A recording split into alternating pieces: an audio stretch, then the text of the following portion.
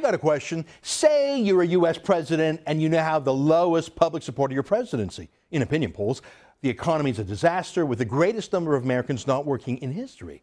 More than 40 million people are on food stamps as welfare for people too poor to buy their own groceries. Your signature policy, Obamacare, is a flop.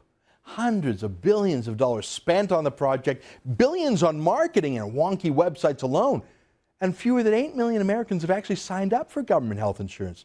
And less than 6 million of those have paid for it. In the process, you killed more than 6 million other private health care plans. So the number of uninsured in America is actually the same as when you started. That's just on the domestic front. And foreign affairs is an unmitigated disaster. Russia is invading Ukraine in slow motion. Moldova is probably next. Syria's Bashar Assad proved that any pipsqueak could stare down Obama and make him blink, something North Korea and Iran have carefully noted. Oh, and then there's plain old Islamic terrorism, which is on the march again. Al-Qaeda is back, not just in Benghazi, but throughout Arabia and much of the Muslim world. What would you do if you were president? Well, you try and change the subject. You would do anything to distract from the country's real problems, many of which you created or didn't solve when you could or just made worse. John Kerry, the Secretary of State, tried this tactic of switching channels a couple months ago. Look.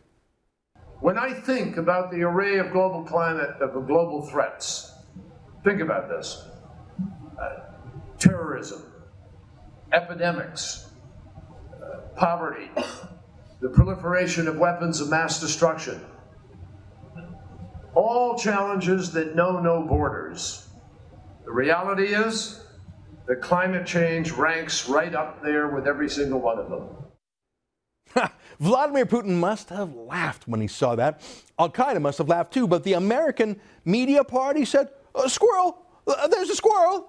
And they wrote 100 stories about John Kerry's brilliance. Well, yesterday Obama doubled down on a "there's a squirrel" strategy. He unveiled with great fanfare the fight of his life, the great mission of his presidency, fighting against global warming, even though global warming hasn't actually been observed by scientists, including UN and US scientists, since 1998. Let me say that again. Global warming stopped 17 years ago. The global warming worriers call this a hiatus, as in global warming will be right back any minute now, we promise, but it actually hasn't yet. Do you notice that bloody cold winter we just had? Yeah, we're all waiting. Well, the promise to stop global warming was actually part of Obama's big win back in 2008, remember? This was the moment when the rise of the oceans began to slow and our planet began to heal. Well, I mean, if that promise worked for him back then, why not pull up that old chestnut again now? Well, if I were Obama, I'd say, promise made, promise kept. The world's climate has indeed stopped warming, just like I promised you it would in 2008. But then there'd be nothing to campaign against, nothing to fundraise off, no enemies in oil and gas to attack, and no big giant squirrel to distract the media from the world's crises. So instead, Obama said this yesterday. Well, there are a couple things that we've already started to do. Increase fuel efficiency standards on cars. We're moving to increase efficiency on appliances, which actually makes a big difference. We're going to be putting forward proposals to deal with existing power plants so they're more efficient. We're doubling, tripling in some cases, the production of clean energy, wind and solar. So these all make a contribution, but the goal of the climate assessment is to let people know that this isn't something in the distant future. Climate change is already affecting us now. So all across the country, in each region, we're seeing these impacts, and we're going to have to move a little more boldly, but it's only going to happen if the public pushes Washington to move a little more boldly on it. If we do that, then I think we can control this issue. Yeah, let me translate.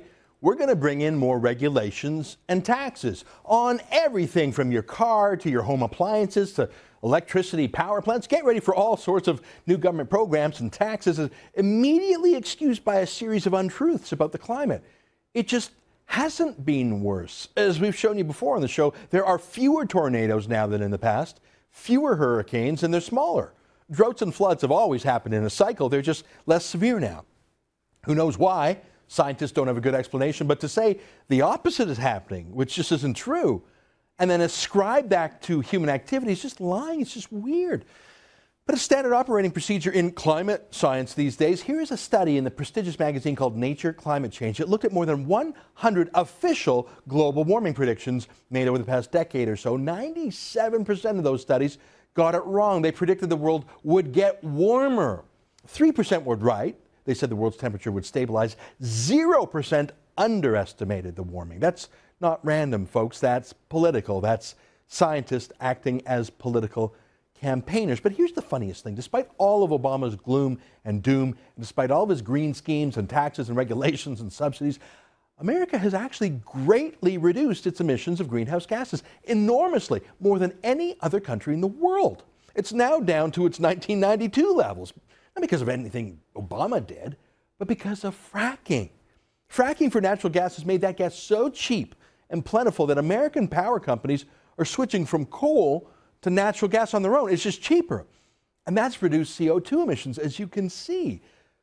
But so what? I mean, because I mentioned the Earth's temperature stopped warming back in 1998. But look again at that graph. Whatever reductions America has done in its emissions, China has neutralized several times over because they're building more coal-fired power plants every week. They're buying more cars every year now than Americans do. So how does taxing and regulating American industry's emissions solve anything? As I say, the globe stopped warming in 1998, but even if it kept warming, and even if it were due to carbon dioxide, how would taxing Americans stop a CO2 problem in China?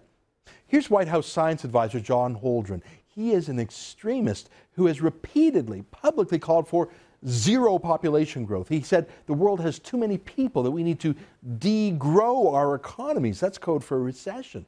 Obama's listening to him. But it's more than that. Holdren, who claims to be a scientist, is telling other scientists to politicize their work, to become marketers for Obama's policies, to put the political mission ahead of the scientific quest for the truth. Here, listen. To the rest of you who are here today, our partners at organizations and institutions standing ready to disseminate and communicate the findings of this report and its message that we need to take action and we can take action, I ask each of you here to absorb the energy and enthusiasm that we're generating today, carry it back, share it with your constituencies, share it with your communities. This is, in a sense, a new beginning of this effort to reach out all across the country and incentivize and organize the kinds of actions we need. Tell folks to visit globalchange.gov to get informed about what climate is doing in the regions where they live and work. Ask them to share that information further and invite them to share stories about what they're doing, what their communities are doing by using the hashtag #ActOnClimate. Sorry, that's not science, that's propaganda. And if that wasn't clear enough, John Podesta, a former anti-Keystone XL lobbyist who now works as Obama's special advisor, said that scientific debate is officially over. Climate change is no longer a distant threat. I don't doubt there will be some media reports that try to place the third national climate assessment within an ongoing, quote-unquote, climate change debate here in Washington. But what this report actually tells us is that there is no debate. The reports of the Intergovernmental Panel on Climate Change that came out earlier this year told us there is no debate. And an overwhelming majority of scientists tell us, frankly, there is no debate. Climate change is real, it's being driven by human activity, and it's happening right now. Hang on a second, is that how science works? That you reach a certain point and then you just stop all inquiry and debate and observation? You just say, we're done, and you're not allowed to challenge our official consensus?